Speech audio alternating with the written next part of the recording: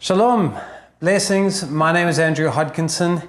Every Friday, 6 p.m. Jerusalem time, I put out a topical video on a broad range of biblical subjects. Usually want this to be about 20 minutes long with the simple aim to edify the body of Messiah from a Hebrew roots Torah keeping perspective. So, if you love the law and the prophets and the gospel of Jesus, Yeshua, and the apostles' teaching, feel free to subscribe to the channel. You can like the video, and if you wish to comment, do so for the edification of the body. All right. Okay, so this week I want to talk about Chag Sukkot, the Feast of Tabernacles, booths or shelters, and it's coming up in October. And this is the feast that Zechariah spoke about, where he foresaw nations would come up to not just Jerusalem, but it would seem that because of the sheer number of people, that all of Judea will need to host the pilgrims from all over the world. So, get ready, Jewish nation. Your hosting skills are going to get tested. And it's also the festival where Yeshua stood on the Temple Mount and he said, if any man thirst, let him come unto me. So for all of you in the nations who are tired of making your man-made cisterns of holy days that don't hold water, pun intended, come to the spring of Sukkot, a time and season not of any man's choosing, but of the mind of God. This festival is in the future, thousands upon thousands keep it today. It's in the scriptures and it was obviously kept by Yeshua himself. So, as we often ask, what is the reason for the season? And really it's about the humble story, but joyous story of the Exodus and how Israel went from houses to nomadic shelters. We read of this in Leviticus chapter 23 from verse 42. You shall dwell in booths for 7 days. All native Israelites shall dwell in booths, that your generations may know that I made the people of Israel dwell in booths when I brought them out of the land of Egypt. I am Jehovah your God.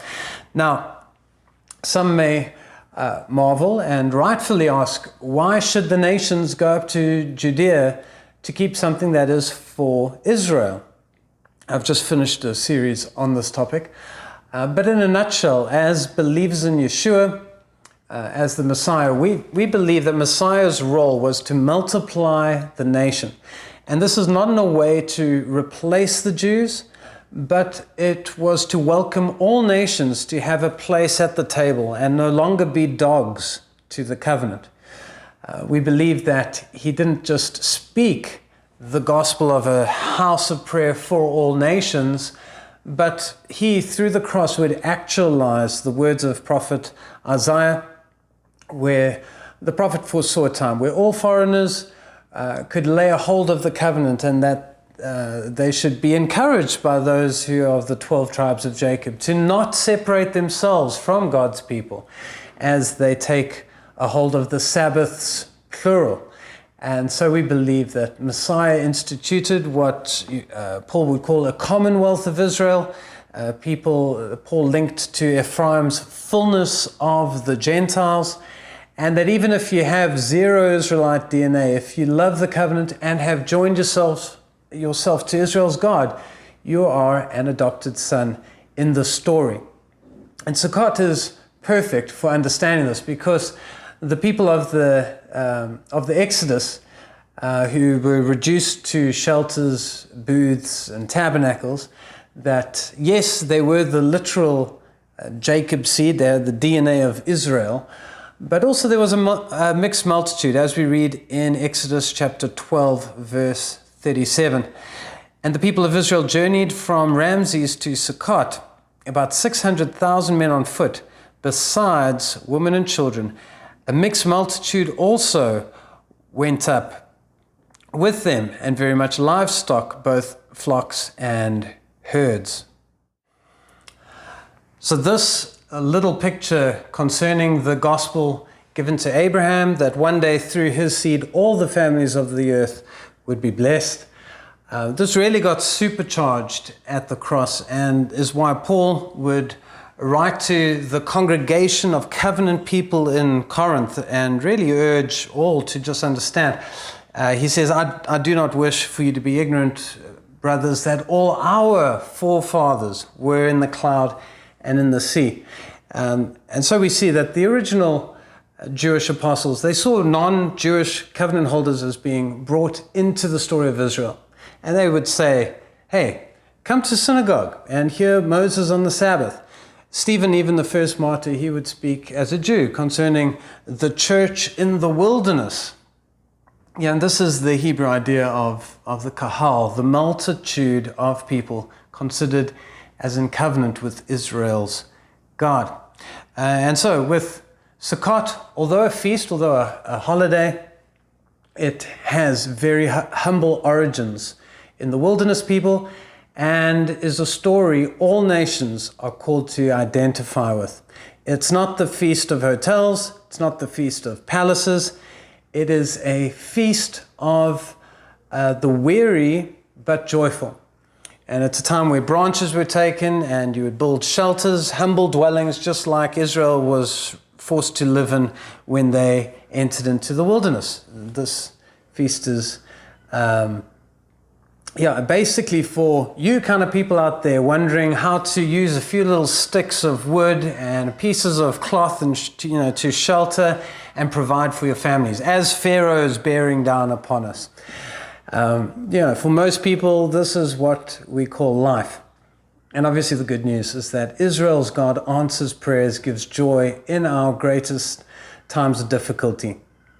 And so we come to the feast with our prayers, with our burdens, but also with hearts of expectancy. And I love the psalm where there were some serious pilgrims who would come to Jerusalem through the valley of Baca at festival time. And Baca means it means weeping. And so these times and seasons had a sense of the journey isn't always pleasant. Sometimes we can carry a heavy burden, yet the miracle is that these pilgrims, as they set their faces to Zion, the psalm says that they go from strength to strength.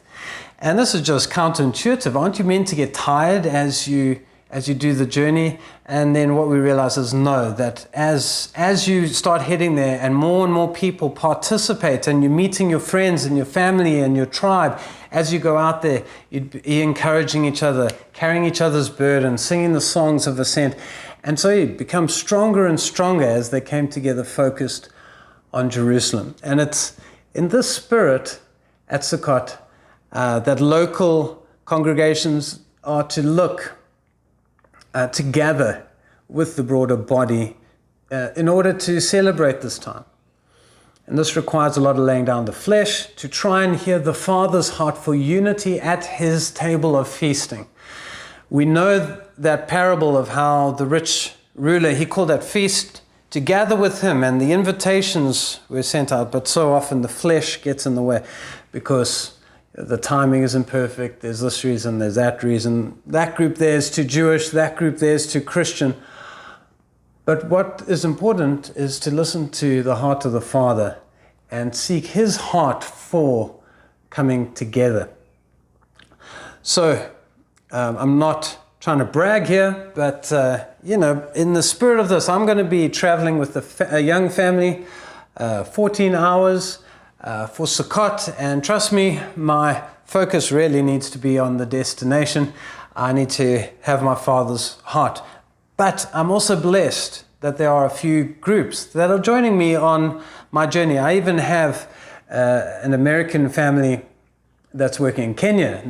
They're going to be flying down to South Africa and joining us this year. And this is the kind of stuff that takes our baka, our weeping, and just turns it into joy. As another psalm says, how good and how pleasant it is when brethren dwell together in unity. And for this reason, I just want to encourage all who listen to this, encourage your local group to get involved with other gatherings. If you don't have one, I'm sure you can get online and you can find something. And you may say, well, who gives them the right to host? And these things are not easily answered, but ask that the Spirit would guide you to a group and then humble yourself and get on board and then join in with the celebration. As we look forward to October, may you find refreshing at that time. May you find Yeshua, the fountain of living water, that you understand you're not a foreigner to the covenants, but you have been brought near, that you may show forth the praises of him who called you out of darkness into his marvelous light. Red, yellow, black, and white, doesn't matter. Once you were not a people, but now in Messiah Yeshua, Sukkot is even for you. So this is a quick teaching this week. Many blessings to all my friends, and thank you to all those who support me and my family and the work that we do for our Father. So beloved, set your faces to Zion, and my prayers that may your Bakah be turned into joy. Shalom.